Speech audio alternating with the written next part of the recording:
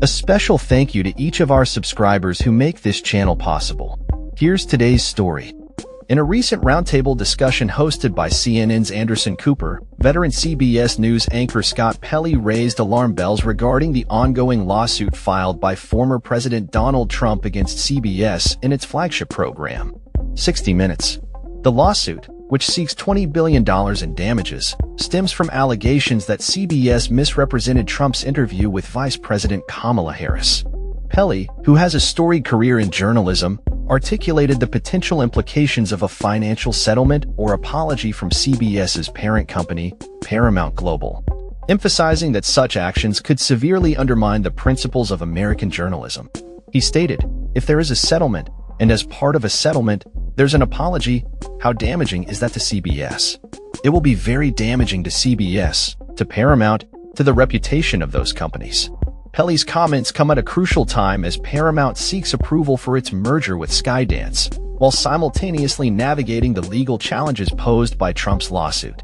The lawsuit has been widely criticized as baseless by legal experts, yet the mere existence of such a case raises concerns about the influence of political power on media integrity. During the discussion, Pelley drew parallels between the current media landscape and the historical challenges faced by CBS News legend Edward R. Murrow during the McCarthy era. Murrow famously stood up against the smear tactics of Senator Joseph McCarthy in the 1950s, a moment that Pelley believes is echoed in today's political climate. "You cannot have democracy without journalism. It can't be done," Pelley asserted, highlighting the essential role that a free press plays in a functioning democracy. He expressed disappointment at the lack of public support from Paramount's leadership for 60 Minutes, stating, "You really wish the top echelons of the company would come out publicly and say, 60 Minutes, for example, is a crown jewel of American journalism, and we stand by it 100%. However, Pelley acknowledged that despite the corporate pressures, he has not experienced direct interference in his reporting. Yet, the resignation of 60 Minutes executive producer Bill Owens earlier this year raises questions about the editorial independence that has long been a hallmark of the program. Owens's departure was reportedly due to increasing corporate meddling in editorial decisions, a trend that Pelley finds troubling. "Bill didn't work for Paramount. Bill worked for our viewers, and he felt very keenly about that," he said. The roundtable also featured a discussion on the broader implications of Pelley's recent commencement speech at Wake Forest University, where he warned of the threats to freedom of speech and the pervasive fear that has infiltrated American society.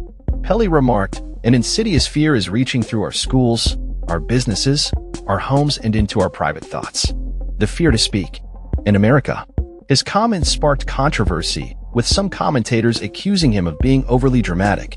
However, Pelley stood by his words, asserting that the fear of speaking out is a genuine concern that should not be dismissed.